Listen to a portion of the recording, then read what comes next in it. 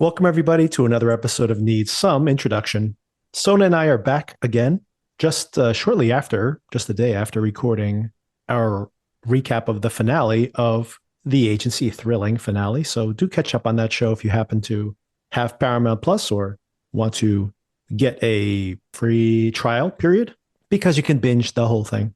But today we're here to discuss the second episode of the second season of Severance.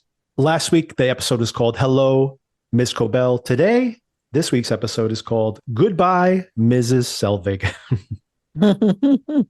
I didn't realize that. A couple of things I want to correct in my, or not correct, but just add some detail to what I mentioned last week. I had mentioned that Ben Stiller had directed that first episode, and for the first season, he had, I think, directed half or almost half of those episodes. We're just in episode 2. I didn't know this because the credits are at the actual end. I assumed this was Stiller because it very much feels of a piece of the other episodes. But this is actually a different director, Sam Donovan. I think he did an excellent job here. Beautiful, dark, noirish photography here. You can see the bigger budget and these this incredible shot where you see it in the trailer too, where Helena, Heli's Audi, is walking across this walkway that connects two buildings. It's just this beautifully photographed sequence. Very architectural, very much feels like these kind of conspiracy thrillers. It has that sense of almost like a spy show. And we could get into that in some details. They're definitely winking at these more traditional spy films in their styling, even though, of course, that is not what we're seeing here. I'm specifically bringing up Milchik on his motorcycle, something out of Mission Impossible, with that very cool helmet, which is called out at one point.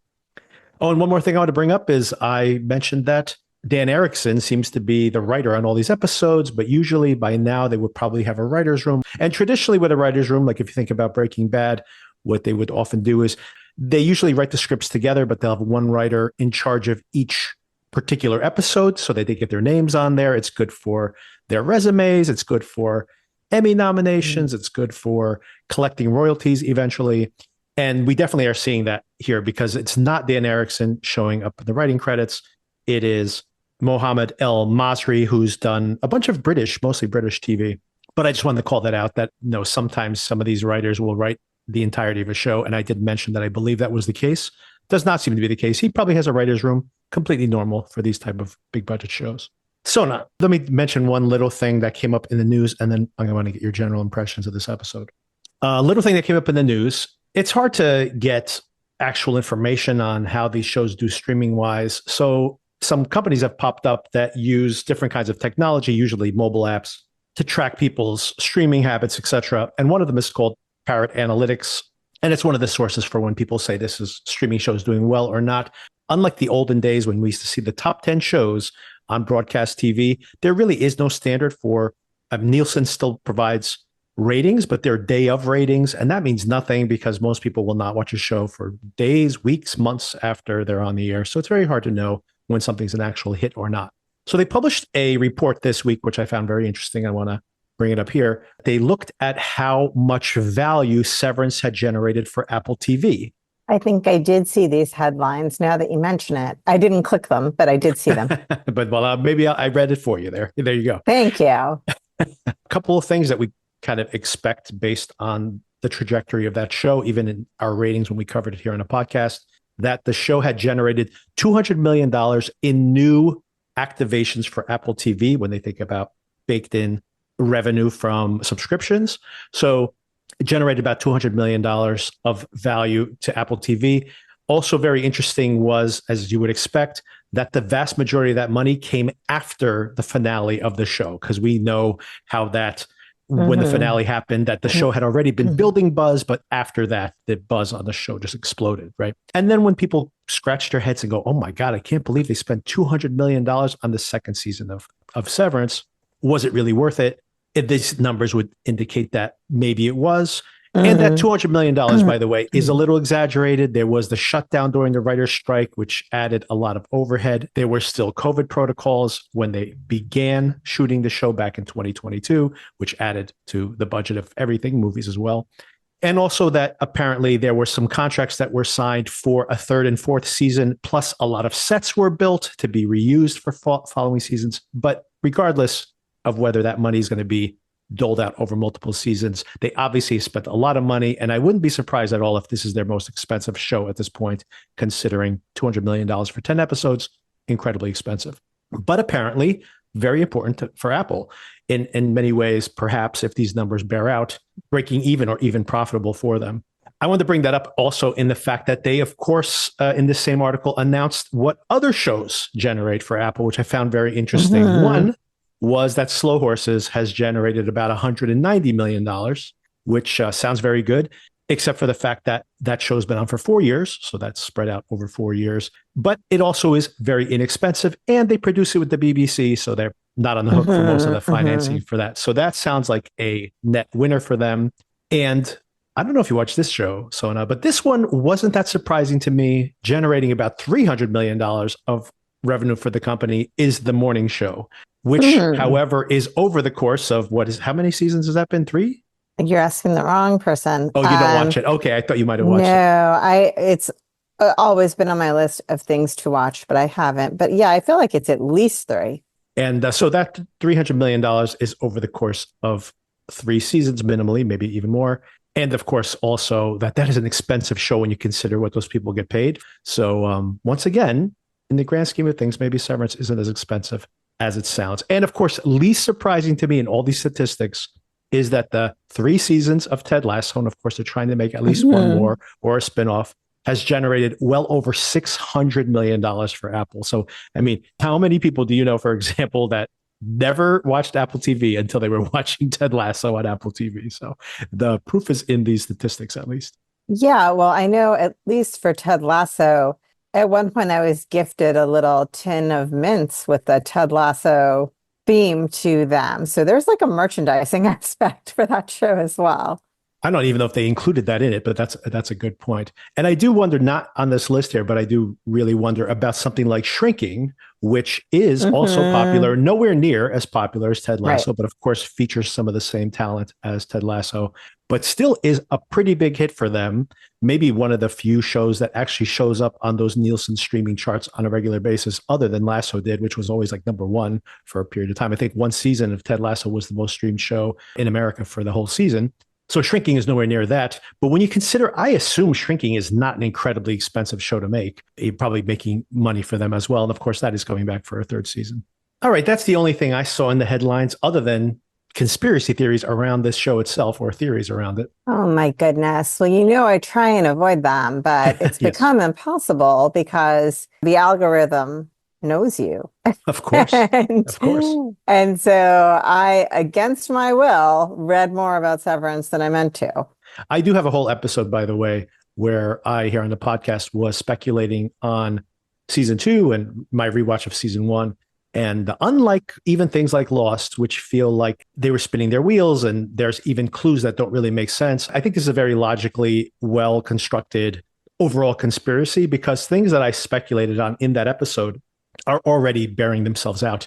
And most importantly, Sona, we have to talk about the new credit sequence. I'll save it for a little bit later in the conversation. Oh my gosh. I was so many Easter eggs in there to see that. There's too much happening. Yes. This is part of my rewatch right now. I just rewatched this right before we started this conversation, and I needed to go frame by frame practically in that new credit sequence. And I'll give you some of my observations. Also, as an overall comment, I want to say I am growing concerned because, yes, we have this podcast where we talk about this show, but in my opinion, I myself am a very amateur TV viewer.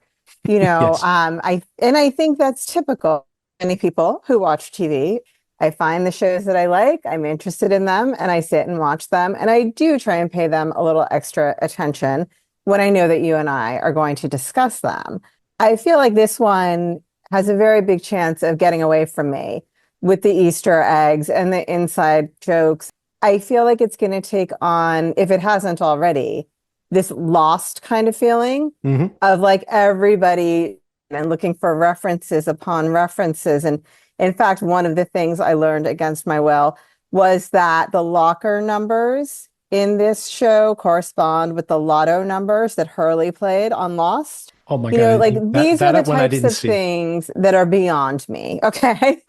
I just want to put out there, I'm going to do my best, but I can't operate at that level when I watch this show.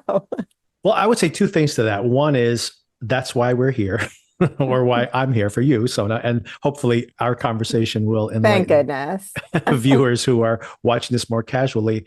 And the second thing I would say is this is appointment TV for me and my wife. And when we discuss immediately afterwards, I'm going to try to balance those two points, because my conversations with her are not about all the Easter eggs. My conversation with her are really Right. about the character motivations, which I do want to focus on, because what I want to like take the pressure off of you to some extent.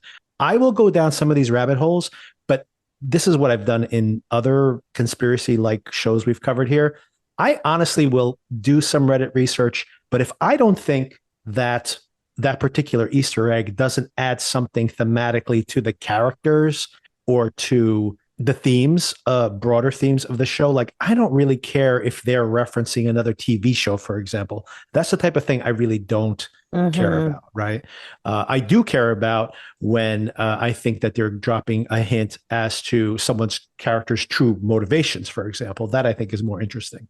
So I'll try to balance those two things to bring in some of the conspiracy theory stuff, but I don't really even want our conversations to just be spinning out all. I mean, there's so many theories now spinning around the show. Like, I mean, you could Yeah. spend the whole episode just talking about that. When honestly, what I found fascinating in this episode, I want to get your general impressions, were really these two centerpiece moments. One is Heli watching that video, which is absolutely incredible scene. And the other one was this scene that hit me emotionally for some strange reason. And maybe we can get into it here in more detail. But it's the second conversation that Milchik has with Mark when he's trying to lure him back to work, where His sister is so protective, right? yes, yeah, that first, I mean, Yes. both of those conversations, all the interactions with his sister, and then of course when Milchik has him one-on-one, and he's talking about his innie, and once again this manipulation that we see even in this episode multiple times, an honest emotional reaction to something which is yet the thing that is being used to manipulate the person in a funny way. Surprisingly, it intersects with some of the conversation we had about the agency yesterday, right? How you use the reality of a situation as a manipulation, and definitely happening here as well. But before we get into all the breakdown, I have so many notes, like I mentioned, on I can imagine. individual points. What was your general impression of this episode? I loved it. Last week when we talked about what we'd like to see next, both of us agreed that it makes sense to see the outside world next and what happened after all of this and how it all played out. So I was really excited that they got right to it and that we got to see pieces of everybody's outside life. There was stuff to laugh at, there was stuff to cry about. I would like to know what kind of door you would be if you could be any I kind of love door. that conversation is great. Yes. So yeah, I thought it was great. How about you? Oh yeah, I love this for all those things that I am caught up emotionally in those moments. The two standouts, like I said, were both moments that hit me emotionally. And yet there's the intrigue over what's the mystery? What does Irv know? He obviously knows a lot of things. His Audi. He's so charismatic in the outside world, Yeah, isn't he? right. So different Yeah. from his innie, right? Yeah. Yeah, exactly. I mean, that is something, once again, the things that I do find interesting in this type of show, where you see, we've already talked because we've seen so much of Mark, where you see his innie is such a muted version of this sarcastic, wisecracking, unorthodox type character he is around his sister, for example, where we feel Yeah. like that's probably the version of him closest to that he was when Gemma was Yeah. alive. And then, of course, you have Heli, who is, and we got it. I mean, this has so much to talk about Heli. Heli is so constrained by the responsibility to this company. And then she sees this free spirit version of herself as her innie. It's an incredible reversal and so shocking to me that I'm like, wow, the person inside is more free in some ways than she is on the outside. And she gets to watch it on TV like it's reality television or something. It's incredible and so smart, from the point of view of the way to structure this show. You think about these motivations of why would someone have this innie, and now we see a whole different perspective where she is vicariously living through that character. It's an amazing twist. Since we touched on Heli, can I just get out there with one more thing that Sure. I referenced I did jump yesterday? ahead, but yeah, let's do it. Let's do it. Yeah, I just wanted to say, and I started to say this when we were talking about the agency, but obviously it has no place there. Last week when we talked, I was fascinated with the idea that Heli could kind of be a double agent, tying it back to, Yes. Mhm. to the agency. But then after we talked, I started thinking about, a lot of my evidence, which she's made up this crazy story about the night gardener in the winter that she Mhm. talked to, and she's too much detail on the clothes. And obviously, all of that is a lie. But then I started thinking over the course of the week before I watched this episode, maybe she has grown to like these people and depend on them and enjoy them so much that she doesn't want to admit who she is, because obviously the reaction would be, well, not obviously, I assume the reaction would be shock and disgust. So maybe she lied because she doesn't want to admit it. I completely agree with that. That I think is what's so fascinating about how that scene is written. And again, the show is incredibly smart and lets us be in that in between state again.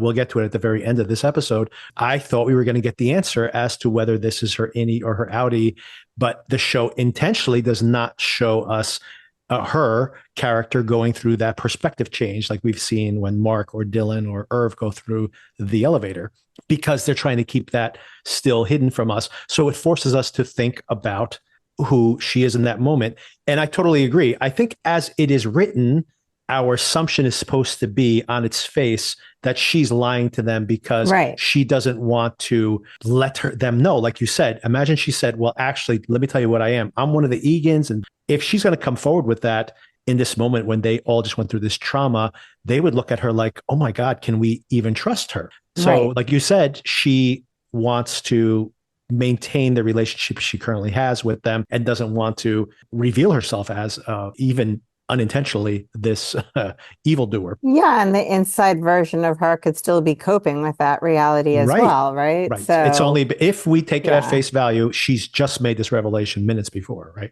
yeah. On face value, she is being an honest broker. But then there are other, I've had many conversations in the past week with multiple people that are all saying, Heli, she's a fake, she's a poser. And by the way, I think most people feel like she is the outie Helena. And I don't buy that because her story doesn't seem rehearsed at all. And Helena wouldn't have had like minutes to make up this story. She would have been prepping for this moment. You have to imagine when she comes running through the door, she Right. is pretending to be coming right from that previous experience.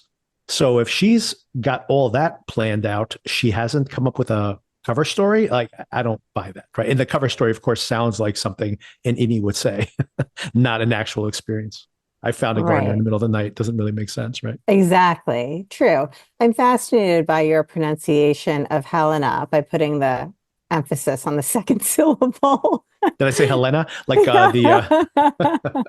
like oh that's like a I'm thinking of isn't Helena out? I mean in Oh, Washington, Mount St. Helens? Mount Mount St. St. Helens, Helena? Mount St. Helena. Helens? Oh, Montana. Helena's in Montana. Yeah, sorry. Either way, I just It was out there towards the west, somewhere out there. teasing you a little bit. That's all. Yes. So yeah, let's get into the episode. I'm going to try to walk through it, and we can jump around, by the way, because there's so much to cover. Let me start at the start. We're seeing this episode is basically overlapping with episode 1. We have the same opening sequence where we hear the events at the end of season 1. But of course, we're with the outies in this particular case. Mark Scout wakes up at his sister's.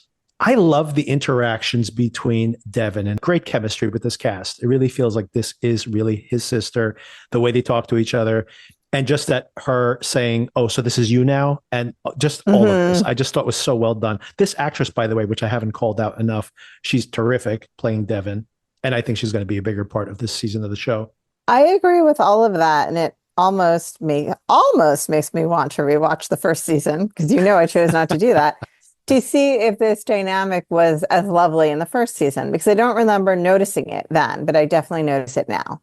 Oh yeah, I would recommend that. She is terrific in the first season. There's just very little of her, but I think about the scene where he's making fun of Rickon and how she has this eye rolling every time Rickon says anything. But there is also this real sweetness between them.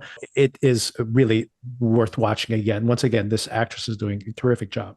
I did not, in my conspiracy theory episode, my analysis episode of season 1, discuss Devin's name. I did discuss everybody else's name, but I want to do it here for a moment because, first of all, Devin means divine in French. So divine scout, and there's a lot of Mark Scout being a scout, right? He is investigating this underworld. Sure. And speaking of investigating underworld, when she says, "Oh, are you really Mark? What's my name?" What does he say? He says Persephone. Persephone. Persephone was kidnapped by Hades and taken to the underworld. And her mother, in this case, I don't know if there's a mother character coming in this show. I don't think so. But she's rescued by her mother, who thinks she's dead, and reclaims her from the underworld. But Persephone, in that period of time, has been tricked and is now married to Hades. And Persephone, for the rest of her life, must spend half the year in Hades underground and half the year above ground with her family. So half and half. Persephone, underworld, severed floor. I'm just saying words now. Free associating. I'm just scatting now. I'll show you some ink blots next. We'll see where this goes. Exactly. But anyway, the names in this show are very, very important, obviously. And I think there's layers to them. I don't think this is going to be like a one-to-one corollary, but obviously bringing up Persephone and the underworld and someone who spends half their lives above ground, half their lives below ground. Obviously, all of this is very intentional. Meanwhile, Heli wakes up, or I should say Helena wakes up outside of, or Helena. How should I pronounce this? Helena. Yeah, go with the last syllable, just to keep us on our toes. Just to be unique.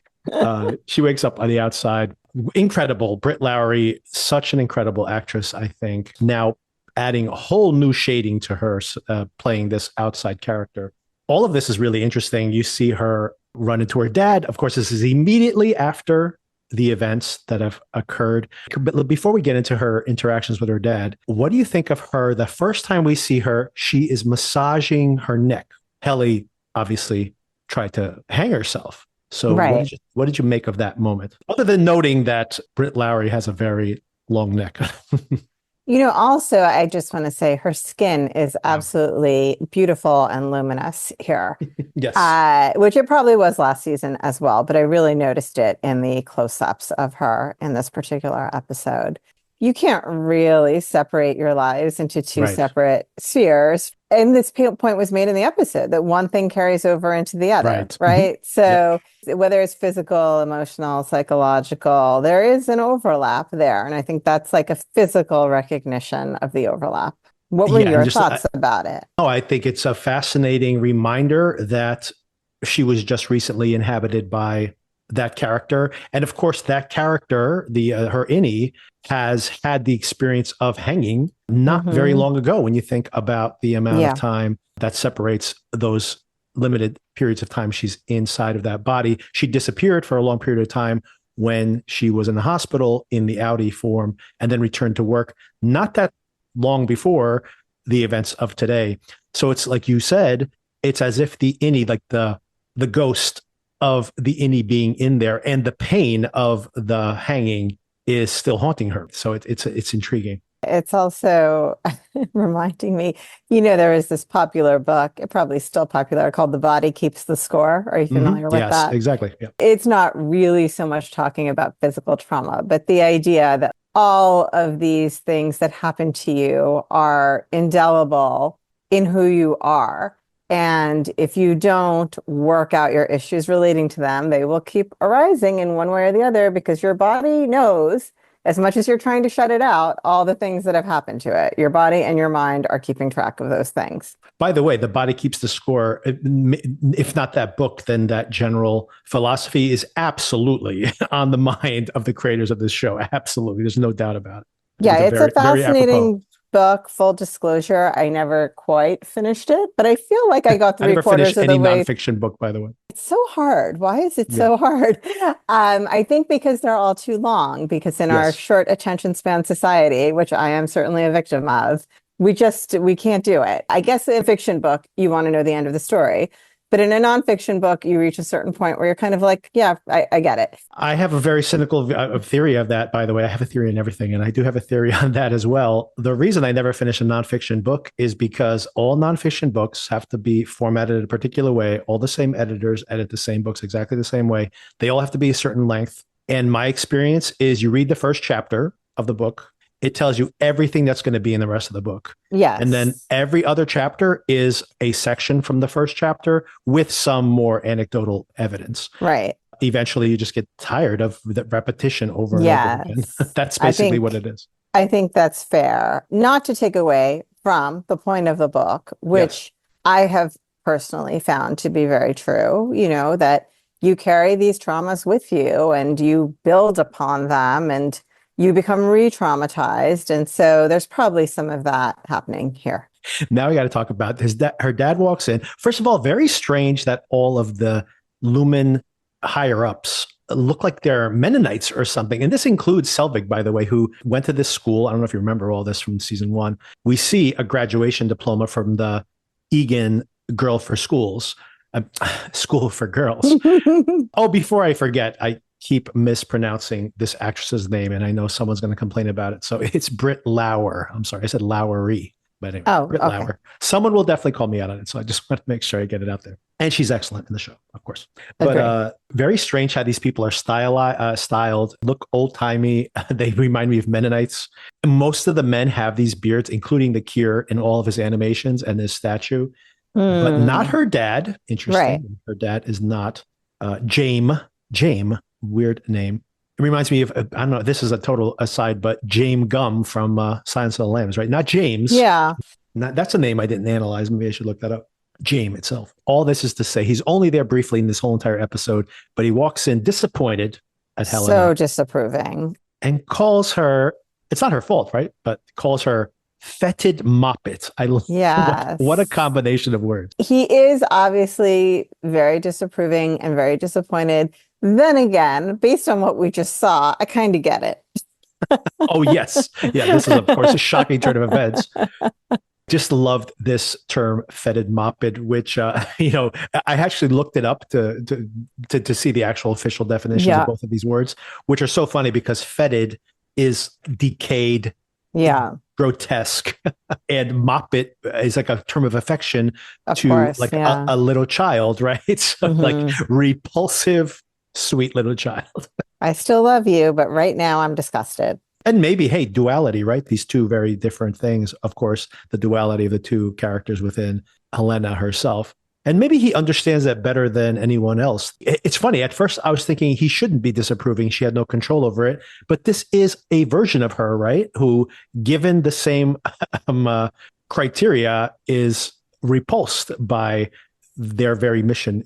To use a phrase from probably about a year ago, she did not understand the assignment, right? Like they put her in there so that they would have someone saying, it's all wine and roses. Everything is beautiful. Life is beautiful down there. We should all want to live like this. And instead she comes back with this screed about how it's a human rights violation.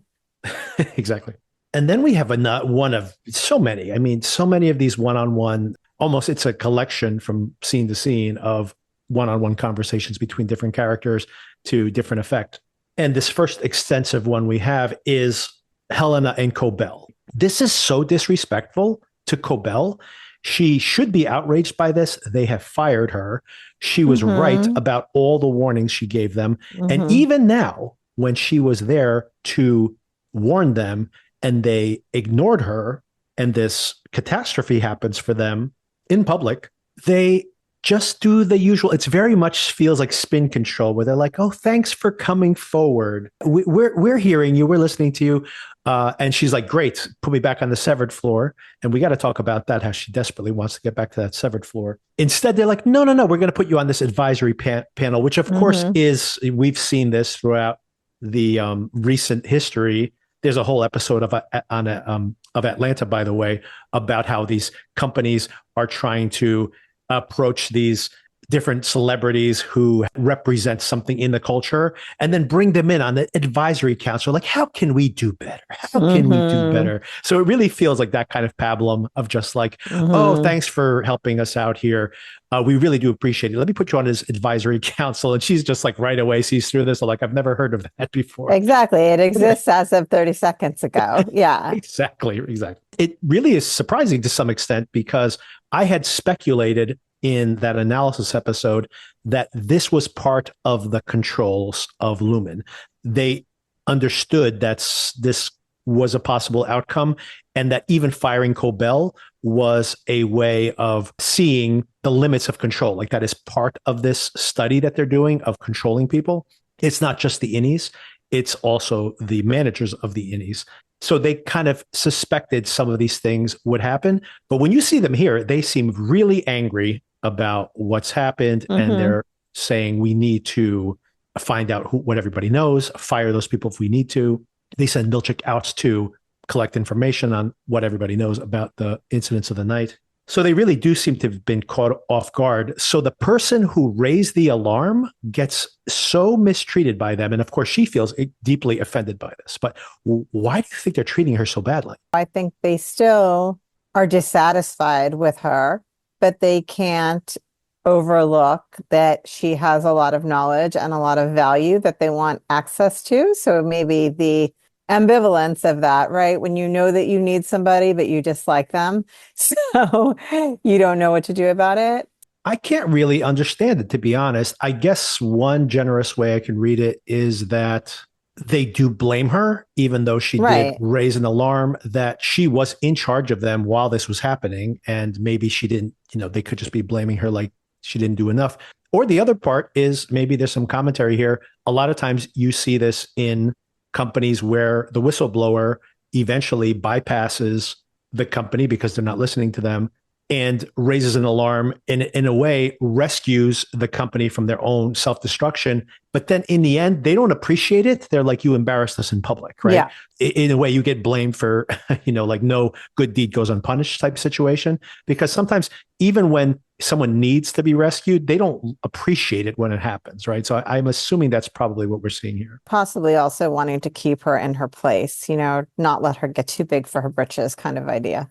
That's true, because there is part of the conversation where she says, you are afraid of us. And they say, we're not afraid of anybody. But I don't know if that's true. And maybe that you're right, that they're trying to continue to play this part, that this is all under control. And maybe they don't like her knowing that this is not as under control as they think. Yeah, kind of, we're doing you a favor by agreeing to accept you back. And of course, Milchik heads out looking really stylish. Love that jacket. Another great jacket. You're obsessed with the jackets people wear when they ride motorcycles. I expected you to. I think I want a motorcycle. I got to tell you, I yesterday. think I want a motorcycle after the agency. Except you don't want the jacket. You want the motorcycle. Or is the motorcycle a means to the jacket? Exactly. I need the motorcycle so I can say I can pull off the jacket if I'm riding a motorcycle. Right. Otherwise, you're wearing the jacket and people are saying, hey, where's your bike? And where's the motorcycle? You don't have a motorcycle. Awkward. Yeah, awkward. I did start to change my mind when he got hit on the bike at the end of the agency. I'm like, oh yeah, that's an outcome as well. I'll just ride it around the block. Yeah, I mean, I've had this conversation many times with my husband. Motorcycles are statistically extremely dangerous. Oh, my wife, same. She works, obviously, my wife works in a hospital. She would never let me get a motorcycle. Yeah. She has seen too many traumas from that. So Milchik out on his bike with this very cool helmet, as they mentioned. It's that matte helmet, which is very cool, actually. Even Rickon mentions that later in the episode. Heads out. We see him quickly meet up with Bert and with Dylan. Oh, a couple of interesting points about who wants to be there or not. Let's go back to Miss Cobell / Miss Selvig. Cobell Vague, right? Yeah, exactly. Great name they came up with for her. She actually wants back in there, and also speculating on that. She's fascinated by this idea of reintegration. We know something happened to her mother in season 1. Her mother had passed away, and she still has the oxygen mask and the tubes that she had in the hospital when she has that breakdown at the end of season 1. So there's something to do with her relationship with her mom. For some reason, she's fascinated with this idea of what the innie technology can do. She is once again very interested in proving that Petey has somehow reintegrated himself. So she definitely wants back in. So we still don't know what her broader agenda is, but that is what's primarily motivating her, which I do think is interesting here. And maybe that is why, to some extent, Lumen, the leadership there, is a little wary of her, because maybe they know that she's not in it just to protect Lumen. She's in it because she's vested in the outcome of this experiment. So she might be in it just for her own reasons. But speaking of wanting to go back, speaking of wanting to go in there for their own reasons, Bert, his outie, we still don't even know the full extent of this, obviously is conspiring with somebody about getting back in there, and is very upset about his innie being fired. And this happens very quickly, as is Dylan fired as well. Dylan's upset, his outie's upset, not because he obviously has any additional knowledge. He just is thinking, how am I going to support my family? How am I going to tell this to my wife? We have 3 kids at home, presumably a stay-at-home wife, and he needs to provide for them. I loved the cover story about getting into a fight about something and the way that each of them are so perplexed at what's happening. I thought it was just fun to watch. I think that Irv suspects that something happened to his innie. I think Irv suspects a lot of things. Yes, he does. Absolutely. But he's not able to put his finger on any of it exactly. But his mind, the gears are turning in his mind, I feel. Yeah, as opposed to Dylan, who's just like, what? Like, really seems blindsided. And Irv kind of feels like, oh, something that he's been working on has finally clicked into place. Yeah, you see it even in his reactions to Milchik, right? Of like very questioning of the story he's being told. Yeah, how about Milchik wanting to step inside for a moment? He's just like, no, don't go into my my bazaar. I mean, if Milchik sees all those paintings in the house, he's going to be lots of questions.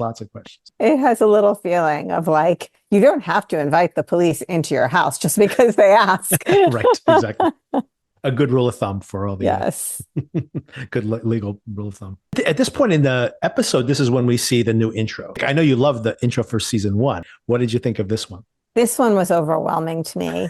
I was so distracted by the onesie that Mark is wearing. Yes. And then the floating heads. And then there was cereal. I'm sure you have a much more detailed, orderly note of all of the things that happen in this intro. But it just, to me, I appreciate the work that went into it and that they are trying to give us hints of things and refer to things. But honestly, on my first single watch, it was a little bit overwhelming and felt very long. I'm not going to spend too much time on this, although we could probably go frame by frame for an hour. Right, exactly. I don't want to go crazy on it, but I do want to call out a few things that I think are important. First of all, just the design of it is really beautiful, right? As you mentioned, he's in this onesie the whole entire time, which also makes you think about children. He's at the beginning, the animated version of, I guess it's his outie actually waking up in his own bed, right? So that's his outie version, is surrounded by these babies crawling around that have no faces. They have blank faces. So that's the first thing to mention. And then there is this weird thing where their heads turn into balloons and they're floating in and they float in and out of other people's faces. Like one balloon goes in the cereal bowl and then the other Mark wakes up. So that could be some indication of something we'll see. But the things I wanted to call out here that I thought were really interesting.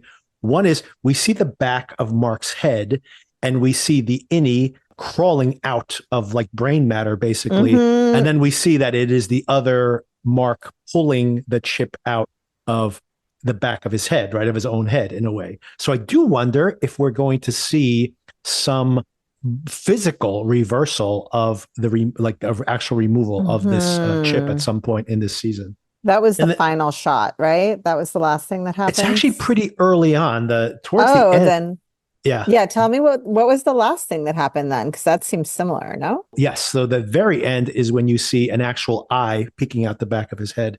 Okay. But earlier there's an actual innie inside of a brain, basically, and pushing the chip out. And then the other Mark, like this little version of him, is pulling it out the back of his head. That's intriguing. Not that physics that is actually going to happen, but just the idea of the removal of the chip at some point, which might be part of this reversal process. But then we see something really intriguing towards the very end of the episode. First of all, it's when like those heads are all floating, etc. But then we see this face, like a giant light, like looking down at the Mark character. And then when it looks up towards the camera, it's obviously Selvig, but with this face that is like basically like a flashlight. And then the camera goes into it. It's like a hallway. And we go to the end of this dark hallway and we see Gemma, but Sona, for the last split second, right before the elevator door closes, it's Heli. So it's Gemma and then becomes Heli just for a split second. And I don't know what that means. I don't know. Interesting. Mark wakes up again, the Audi Mark, but now there is a baby still in there covered in snow. But now the baby doesn't have a blank face, actually has Kier's face, the bearded face of Kier. And then, the camera spins to the back and we see his hair separate. And there's this eye, which of course we assume is the innie trying to get out. So yeah, very evocative. And I do wonder what it means, how those are going to be clues for what happens later. I think we'll circle back to some of this when some of this becomes more well-defined over the course of the season. Okay, back in the episode, we're at Devin's house now again.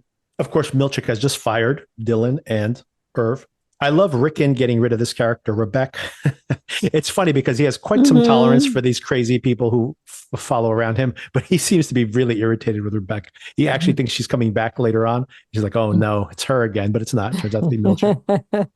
But what do you think about these interactions between Devin and Mark? Devin already knows what the inside Mark was referencing when he was screaming, she's alive. But does she? She sounds like she's saying, yeah. I think she's trying to convince herself that is so crazy. That couldn't possibly be it. So what's the only other option is that it's about the baby and the lactation fraud. I love that. I think she has an instinct that it's not. But she's trying to figure out the rational explanation, right? Like you hear hooves, think horses, not zebras, right? Like, well, it had to be that because what else could it be? But I think she already is worried about what else it could be. What did you think? It's interesting because she seems to be the one who's pushing for it's obviously the baby. Of course, it had to be the baby. Let's do Occam's razor here. And it couldn't possibly be about your wife. Or she says, assuming it's not about Gemma. And he's just like, why are you saying it that way? Right. But it really seems to be eating away at her. They have a later scene, obviously, at Pip's. Not the best place to go, by the way. And I was saying to my wife when we're watching this, I wouldn't go have breakfast at Pip's. They might have somebody there listening in. And of course, like the camera turns around, it's like, there he is. There's the person listening in on the conversation.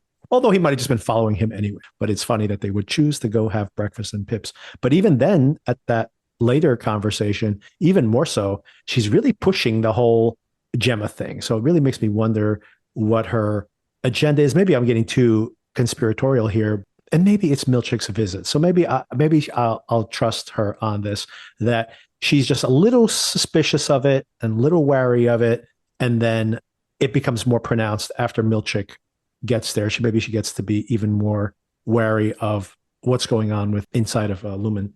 Before we move on to Milchik's conversation with Mark, I did like some of the things that Rickon mentions here, how he keeps pushing in the fact that Patton really, he didn't find the baby. He really did rescue her. Like he's pushing for that version of things. If you haven't rewatched it, but it's very funny when it's actually Mark who finds the baby and then picks it up, and then Patton takes the baby out of his hands, basically. And he's like, I saved her. So it's very funny to see this interpretation of it, considering how little he was involved with it actually to start with. Also love the fact that even though Audi Mark is pretty dismissive about all his books, that Innie Mark was very moved by this book. Yes. So that's very, very important to him, that he's just like, he likes that guy. He loves that guy. Exactly. He's his biggest fan. And then the doorbell rings and Rickon is annoyed, thinking it's Rebecca yet again, probably forgot something else. But no, it's Milchik. Devin is great in this scene, just how protective she is of her brother. And he starts asking questions like, what did he say to you? And she says, if I tell you, are you going to punish him? And Milchik is so annoyed with her, just gives her this dead-eyed stare, being like, we don't do punishing. We don't punish anyone. Of course not, right? As we've seen there. It's interesting, though, that Devin has to lead even Audi Mark to be outraged by this. She's the one who brings up the whole fact that Cobell was there. And he's like, yeah, she's my neighbor. That's pretty messed up. But it's almost like Devin has to get him there. So do you think that indicates that Mark still at some level wants to go back to work? And she almost needs to encourage him to be more outraged? Like, how did you read those scenes? I think a lot of this, and I only watched it once straight through, so I'm struggling a little with the sequence of events. But I think for Mark, what really comes to the surface here, and maybe more in that second conversation with Milchik, is the pain that he was in, Yeah. grieving and trying to escape it, and the relief of having that escape. And I think he's struggling with like that pain hasn't gone away, right? He hasn't coped with it. He's still living Right. that trauma. And now, somewhat anew, even if he hasn't at this moment in the episode processed that yet. Yeah, I think it's a struggle because like this was his fix for the situation. And so you don't want anybody then putting that at risk because it's the only way you're surviving. And there's something really interesting that happens here as well when Milchik says to him, once again, manipulating people with the truth. Milchik really does seem to have an affinity for the Mark Innie and says to him, what he did today was unlawful, unauthorized, and dangerous, but it was also very brave. Yeah. And do you want to reward that bravery with non-existence? Yeah, that was an interesting comment. I'm not sure it's a what to make of manipulation, it. right? Because Yeah. at all costs, they have said to Milchik multiple times, all that matters is getting him to finish Cold Harbor. We have to talk about that, obviously, when we get to it. Yes. Episode. But that's the only thing they care about right now. This is the manipulation for sure by Milchik. But this actor does a really good job, I think, of showing when Milchik is saying something that he believes in. So I think he does want to save these innies, but as we mentioned in episode 1, he is feeling the disrespect that Selvig probably dealt with, or I should say Cobell dealt with, now that he has that same role. I wonder if he got his computer screen changed yet. Have they changed it yet? Well, I did. This is actually synchronizing with the end of last episode. So the answer is no, he has not. Right. You're right. I wasn't thinking about that. The timelines. Yes. And then, of course, we get, we've already briefly mentioned it, but Helena watching the videotape and seeing Her Innie interacting with Mark S. And incredible face acting here by Britt Lauer. Yes. What did you think about this whole sequence, which I just thought was maybe the highlight of a really great episode? I mean, she's fascinated, right? She's just rewinding it and pausing it. And I think maybe trying to imagine what that felt like for that version of her. Mm-hmm. Because maybe that's a feeling she's not super familiar with in her outside life, and probably fascinated by this idea of this whole other life that her inside version has with feelings and romantic interests and physical feelings as well as emotional feelings. And all of it is, I think, fascinating to her. And it seems that she kind of longs for that. And just that whole interaction, which again is such a great scene in season 1. Even watching it on loop here, the clever way she like laughs and they make that joke about maybe we'll be married to each other on the outside and we'll be in the middle of having a fight over like car wash coupons. You're cutting them wrong. You're clipping them wrong. Well, and also that statement of like, in case we don't make it back. Right. Or exactly. In case we do. Right. Exactly. That's great. Yeah. So all of that. And like you said, she's vicariously living through this rewatching of the thing, which makes me think about reality TV, right? All these people who live usually mundane lives, which you would assume these innies are basically living very, very rigid routines. Yes. And then theoretically living through vicariously through the TV we watch, the movies we watch, the reality shows we watch. And in a way, she has her own reality show because she gets to watch Her Innie. But I do find it so fascinating that you can just go and see an alternate version of yourself in a different circumstance, living this other life. I never considered that as an option here for, one of the lures of this severing process. Yeah. I don't think she has understood that either until this moment. Yeah. It's a whole almost like sliding doors situation. Exactly. That movie from the 90s. I think when she signed up for this, I don't think she foresaw that as a situation she would be in and feelings she would have. It probably is very disconcerting to know that this other version of her is having all these experiences, not just looking for scary numbers or however they explain it. Yeah. And also the fact that Her Innie is just such a different version of herself, right? She's funny. She's all these things that she is not, right? She's always thinking about what she's saying in public and being watched. It is funny to think about the finale of season 1, when Heli is suddenly inhabiting her body, she's so wary of saying the wrong thing in this public. Oh, what if they know it's me? And her Audi version is not that different because she is also constantly performing for her dad or for the board or for even doing the statement this week, obviously, explicitly doing a performance. So it's funny that one was bizarre. I was on a prescription for an arm brush. I mean, that is non-lumen product, though, non-lumen why. medication. Yes. That is very funny, by the way. Like that happens when people are saying, like, I was on this drug that was prescription, was not not recreational, where there's all these public statements that have all these caveats on them. So it's like no one can misconstrue what I'm trying to say here.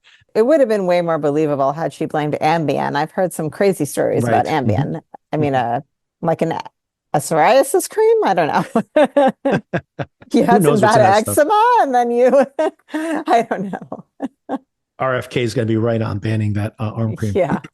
And then we have another great scene. Dylan goes for his job interview at this love this door company. This guy's like a mirror image of him. I like when they both sit back. Yes.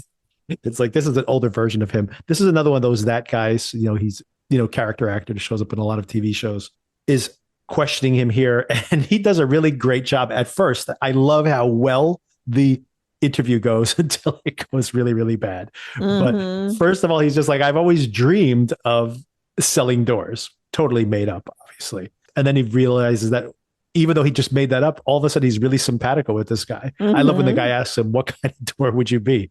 I don't know if you have a preference, Sona. I love that he picked a pocket door, by the way, right? He was an innie. So it's like, yeah, perfect metaphor for his whole existence. Oh, that's a good point. I was too busy thinking about how much I hate pocket doors in that moment. I like those big barn doors, the ones that slide, but they just take up that's like second on my list after pocket doors of doors I hate. Really? Where I've encountered those most often is in a hotel bathroom. And you need a proper door on a hotel bathroom. I mean, if you're staying with anybody else, this is like the least practical use of a barn door that I've ever seen in my life. And it just must be like hundreds of dollars cheaper because they're all doing it. I don't think it's cheaper, actually. But what's your issue with the pocket door? I don't care for it. It seems too insecure to me. Like there's, you're kind of like fighting with it to close it all the way. It doesn't quite hit the other side the way you want it to. At least that's the one in my house. I have this issue. I know you have one, right? Yeah, exactly. You have to really be like, I am closing this door, darn it. Which when my child tries to do it for emphasis, because it's on his bedroom, it's very loud. I like a proper door, maybe with a dark wood stain and maybe like an inset glass panel would be nice. Oh, wow. Very fancy. Yeah, I kind of want to switch some of our doors to that type of look. So I actually have given this some thought. Although that's not necessarily saying if I could be a door, what would I be? But exactly. What door represents you? Yeah. I did like the pocket door answer, though, especially I was like, immediately, I'm like, of course. It's a good answer. Yes. Just gets out of the way when not necessary. Unobtrusive. And then, of course, things go bad. Things start going bad, by the way, when he makes the door prize joke. Yes. He didn't care for that. Right. He didn't like that. I guess because the door prize is something you just get for showing up. And he does not like that correlation to the word door, which, of course, is very important to him. And then worse yet, he's like, well, let's take a look at your work history. What were you doing at Lumen? Well, I got to be honest with you. I was a Severed. And this guy does not like Severed. Of course, again, showing that the further you get outside of Lumen's town that they seem to control primarily, this is a very unpopular thing. And he's not going to hire Severed there. Like, this is some kind of carpet factory over here. We make doors. Yeah. I mean, it seems like a civil rights litigation waiting to happen almost, right? The way he's talking about Severed people. Although it's so unpopular, I think we maybe not get much traction. I do like the fact that he thinks like, we have standards here, not a carpet factory. Yes. And Dylan's response to that, he's like, what? Yes. Maybe he'll go to a carpet store next. Although notorious for their flexible morals at the carpet factory. They'll hire Severed people without asking any questions. It's interesting, by the way, I forgot to note this, but I'll bring it up right now. It's interesting that they tell Mark that it's been 5 months, where it is pretty clear that this has all happened in a really short period of time, right? Yeah. Not only do we see Dylan looking for work, which probably took weeks, but The first time that Milchik talks to Mark, he's like, I hope to see you back on Monday. And he's like, no, I'm going to quit. And then he meets with his sister, and we got to talk about that conversation right now. But she says, I thought you were going to quit. And he's like, well, I was thinking about it. I'm going to call them tonight. And she specifically texted him, last night was really weird. So this is last night she's meeting him for breakfast. And then, of course, we see him outside of Lumen, and he doesn't go in, but then eventually he does go in. But this does not seem to have happened over the course of a month, even weeks. It seems like this is all happening within a week or so. Yes, agree. So then they go to have breakfast at Pip's. Yeah, they have this Cobell naming, which I love. Devin, after thinking about it, is now pushing him pretty hard to be like, don't you want to know what if it has something to do with Gemma? How did you feel about this? There is a reading of this that she knows more than she's letting on to. But then in rewatching this, and I thought about that when I first saw this scene, because there's some weird things about Rickon too, and maybe how Rickon might be connected to them, just that his philosophy seems to line up with some of the things. That's part of maybe why his philosophy resonates with the Innies. So there's some aspects of that. And I'm like, well, does she know more about what she's saying? But maybe it's just the outrage over Milchik's conversation the night before, her feeling like they're definitely covering something up. That's how I read it, is the latter version. Not that she knows anything, but that she is suspecting that something is not quite right. And the only way to get to the bottom of it is if they investigate further. And we didn't know much about the car accident itself, but it is pretty interesting that he brings up the fact that you think I'm crazy, that I didn't see the body. I identified her body. And then when he says that, burned body, doesn't he say that at some point? Yes. First, he's like, I identified the body. I, of course, knew it was her. And she's like, I understand. But don't you want to know? Wouldn't you want to know more? And he's like, what else do I need to know? And then he says, when he's yelling at her, basically saying that if your husband's body was found burned, and I'm like, hold on a second. So if her body was burned, are you sure about the body you identified? So yeah, there is a lot of questions here. At the time, I thought there must have been some distinctive jewelry or something. Then if the body was burned, wouldn't it have melted? I don't know. Yeah, I mean, they could go with dental records, but people can falsify the dental records potentially, theoretically. I mean, if she worked for Lumen, they had access to her medical records. Who knows, right? Oh, and before we get too far astray, I just want to also comment that I loved the Milchik pineapple. Yes. And as a matter of fact, towards the end, Selvig brings that up, right? Yes. Yes. Did he bring you a pineapple? Was there a pineapple involved? Bobbing for pineapples, by the way. Remember, lots of pineapple references. Oh, I forgot to mention this. In that video last week, Sona, the training video, did you recognize the voice? I didn't. I couldn't place it. I recognized the voice, but couldn't place it. I was going to say saw it in the credits, but no, I think this is another piece of information that I just came across inadvertently, that it was Keanu Reeves. Yes, I heard it. Amazing. I read it in a headline also. I did not realize it at the time. Yeah. Amazing. I love it. Yeah. He's got to be one of the most likable people. He really is. In show business. He's a national treasure at this point. Him and his bulletproof suits. Yeah. So, but back to the diner. Yes. Yeah. So I have many questions about, at this point, it's pretty clear that they faked Gemma's death. And of course, she's essential to whatever's happening with this cleansing of this Cold Harbor file. We see Irv on a payphone. We see that Bert has been observing him. He seems to acknowledge that he is there. They seem to know each other. He has this map in his pocket, Irv, that has Bert's name on it. Obviously, that's where he was headed, his Innie. But they seem to have some additional interactions outside. This is still much to be discovered about Irv, his outie, and any relationship he might have with Bert. A couple of things that I thought interesting. One is I do feel like, and maybe this ties into the Gemma thing. I don't know why. Maybe it was something in the visuals last season in that opening credit, something to do with a drowning. So maybe Gemma actually drowned and the burned body was fake. But I do want to call that out because when we see Irv here, we see a sign that the camera spends some time on that is Lenora Lake. So I do think that this is going to be, maybe it's the lake near the Lumen facilities. I think there's going to be something related to that. Anyway, I just want to call that out here, but not that important in this particular episode. But more importantly is Irv in that same shot is in a payphone, using a payphone to contact somebody. And I would not have caught this if my subtitles weren't on, but he says, my innie got the message, and he hangs up the phone. I did not catch that. That's fascinating. Yes. So he obviously thinks he's communicating. My assumption here is that he thinks that he got fired because something happened with his innie. He doesn't actually understand what happened. Obviously, I don't think anybody does. It's not public record, I don't think. Although maybe it was in the news. Maybe whatever happened to Helena, we heard earlier in the episode, they were saying we've gotten our hands on all the phones and everything. But you got to assume something like that, at least rumor of it would break out, because it wasn't only Lumen folks that were there.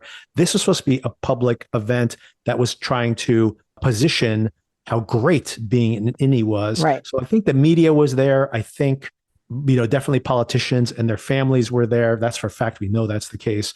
So some of this buzz must have gotten out, I assume, into the mainstream media, especially considering this is very contentious, in the culture. So maybe he heard rumors of this. Maybe there was something in the news about it, and he assumed, oh, something happened that night, and then they fired me the same night. I think my innie got the message. So I think that in some way he's not fully aware of it. But my bigger question to you there is, who do you think he's talking to? I'll tell you who I think it is. I think he's talking to Dr. Ragabi. That's maybe the only suspect I can think of. Can you think of anything else? No, I'm so fascinated by the message that I missed. So yeah, I was about to say, if you didn't even catch the message, I guess you wouldn't have a theory on it. What do you think about Bert being in the car watching him? And then when he exits the phone booth, he seems to make eye contact with him right before he walks away. I definitely indicates something, but I'm a little bit at a loss as to what that would be. Then we get another really great sequence in this episode. Milchik coming to visit Mark again in the dead of night. I guess it's winter and this is after work, so it would be dark. But it seems like every scene here, except for that breakfast scene, is in the dark. Yeah, that's a good point now that I think about it. When we see Helena walking across that glass bridge, that's daytime. And of course, everything that happens there is daytime now that I'm thinking about it. You're right. When she's with not the board, I guess, but they reference the board. When she's there with the other Lumen insiders, it is daytime and they're looking out the window waiting for Mark to show up. But when she walks across that bridge, it actually is nighttime. It's the night of the... That's so interesting. In my memory, I see snow outside. That's so weird. I think there is snow, but anyway, yeah, it's the same night.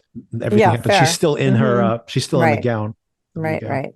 But in Milchik's conversation with Mark here, it's interesting that he first says, well, first thing, I give you 20% pay raise. Second thing, and of course, I'm sure he knows that Gemma is on Mark's mind because he got the lowdown from their security guard or enforcer, whoever that guy is, that big burly bearded guy. He brings up Gemma and immediately, of course, Mark's ears perk up. Mm-hmm. And they have this really, once again, this kind of blend of manipulation and fact. He brings up the fact that you said to us that you were choking on her ghost. Mm-hmm. And I know your innie. I'm friends with your innie. He's funny and he's happy. He's found love. And he goes, with who? He's very curious about that, of course, because this whole idea of, once again, Devin pushing on the fact that, don't you want to know for sure if Gemma's alive? So maybe in his mind, he's thinking, oh, there's some innie version of Gemma that is in there.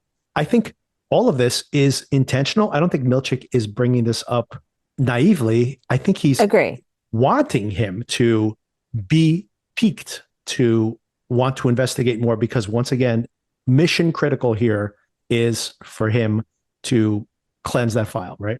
Yeah. Cold Harbor, right? Cold Harbor, right? Yeah. I mean, these are pie in the sky promises, like, we'll do a full investigation as to all the claims. I mean, This is not reality. And this is very touching. And once again, feel sincere moment where he says that solace that your innie has found is going to make its way back to you. I hope you'll give us that time. I love this scene, by the way, and just the way it was photographed as well, and the actors doing such a great job. Also, coming off that diner conversation that for me was very painful to watch because, he's basically so deep into his grief, understandably, that he's not even understanding or accepting that other people are grieving too, and demanding that his sister not be affected by it to any real extent, and saying that if your husband died, it wouldn't affect me, which really seemed like unnecessary. I think, a lot of this is showing he's in it. He's just so deep in it. Yeah, and Amy, he's lashing out, and this happened in season 1 too. We saw multiple times where he's lashing out.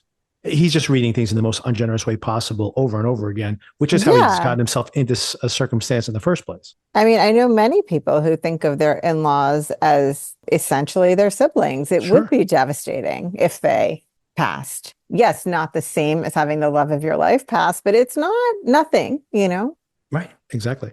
And of course, this does work. The pineapple offensive works. And he brings him back to Lumen. And once again, this feels like it has been maybe a week or two at this point. Goes back, and we see the montage of the wraparound scenes of everything we saw last week. I love how, everything is like so spot on. We see him showing up, saying hi to the security guard over and over again. And then there's a one time when he walks in and you see the clock on the wall. It's 9:00. And then he walks out, it's 9:15. Security guard's like, huh? And of course, that's the last time when he has planted the message on the other Mark's jacket and that whole very funny interaction inside. Oh, and I love that we learned that this group was, I think it was an international floater and two people who were laid off from some other group. And we hear Bob Balaban momentarily there on the steps, furious. He's like, give me another reason to sue you guys. So I guess he may have already sued them. And they still brought him back in, I guess, just to get rid of the lawsuit potentially. All of that infuriating to him, of course, that he has moved because they were located in Minnesota or wherever it was. And now has moved as, I guess it's a fictional area in Pennsylvania. I always think about it as in New Jersey because, of course, it was shot here in New Jersey. Right. And then they fire him just another couple of weeks later. So all this happens in rapid succession. And of course, that also means that they also don't wait yet another 5 months for them to regroup the team. It seems that even that is happening just a week or two later as well, although it could be longer for that particular case. And of course, we see all these Lumen insiders. They've heard the message that Mark recorded. The board has heard it, and they're going to give him exactly what he wants because they have to finish the Cold Harbor file. And as I mentioned earlier at the top of this conversation, we see multiple times Mark going through and his POV changing when he goes through the elevator. We see it with Irv. We see it with Dylan. We see that funneling down of their vision, specifically indicating that they're going into their innie mode.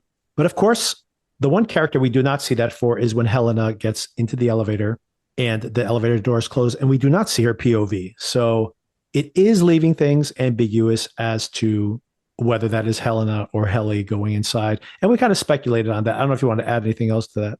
No, except that I did, again, see something online. I don't know how much value these contributions have of random things that I saw on Twitter. Something about the elevator not dinging with Heli, where it dinged with everybody else, which I had not picked up on. Did you notice that? I didn't notice that. I'm not sure if that indicates anything.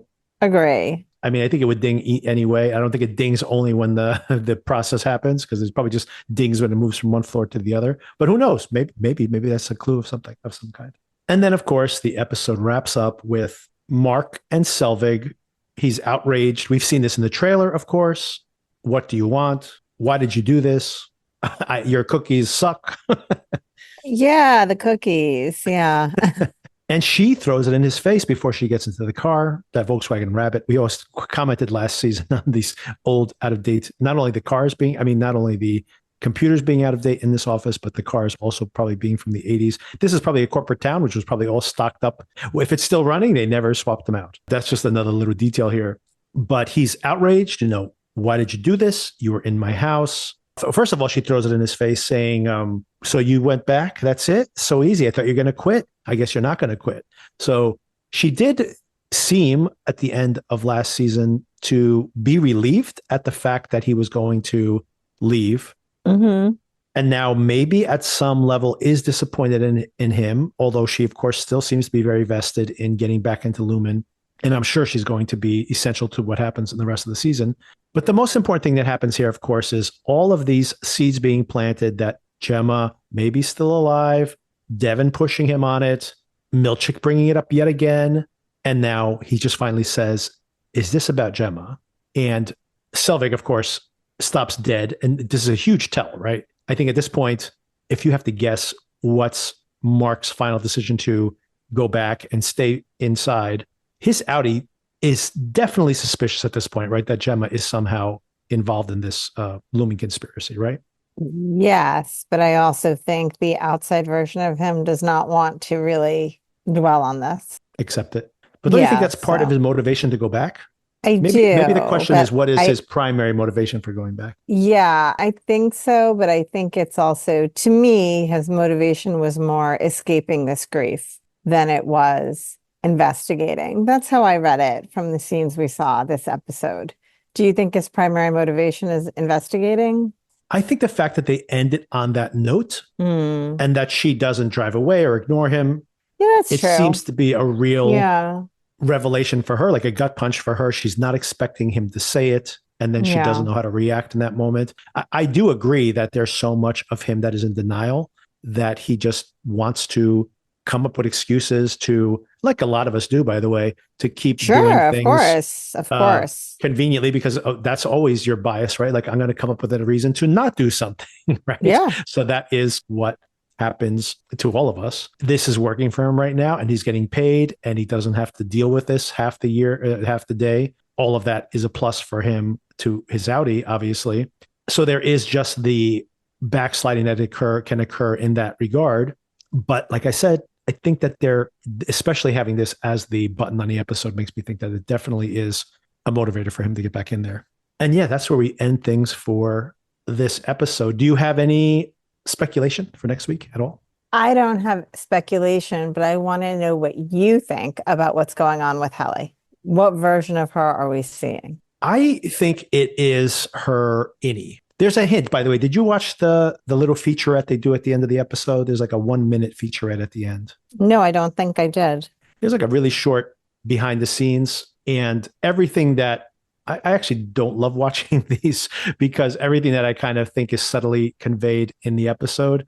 For example, they talk to Britt Lauer and she talks about the whole thing about Helena living vicariously through Heli.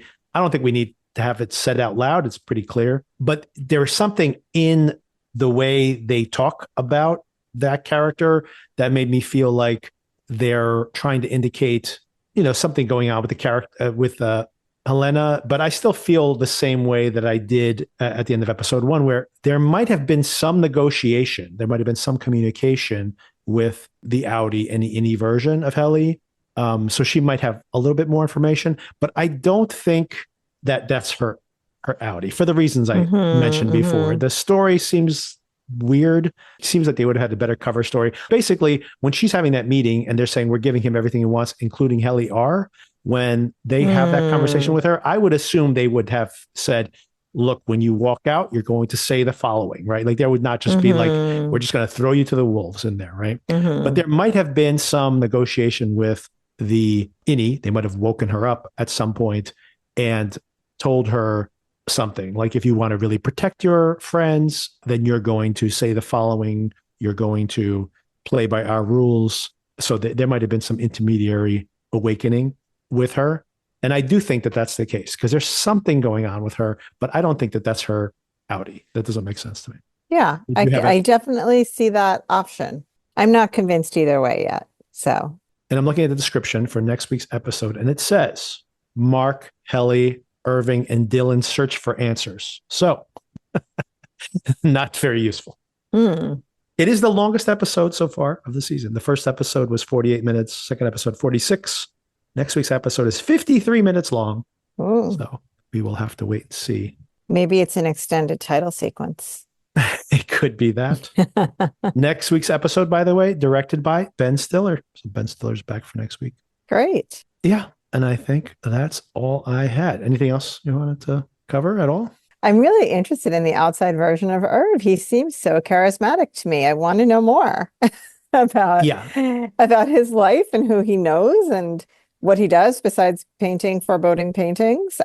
I hope we see more for him. I love Torturo in general. And I'm looking at the credits for next week. And by the way, Robbie Benson is listed on the credits for next week. So I don't know who that is. Oh, he's just an actor he's like a child actor from when we were kids. So I thought you might know who he was. Yeah, if you don't know who it is, just a random person who I've not seen in anything for many years. So anyway, just surprising. All right, so much more to discuss next week. Thanks again for the conversation, Sona. Thank you. I'll talk to you soon. Talk to you soon. Bye. Okay, bye.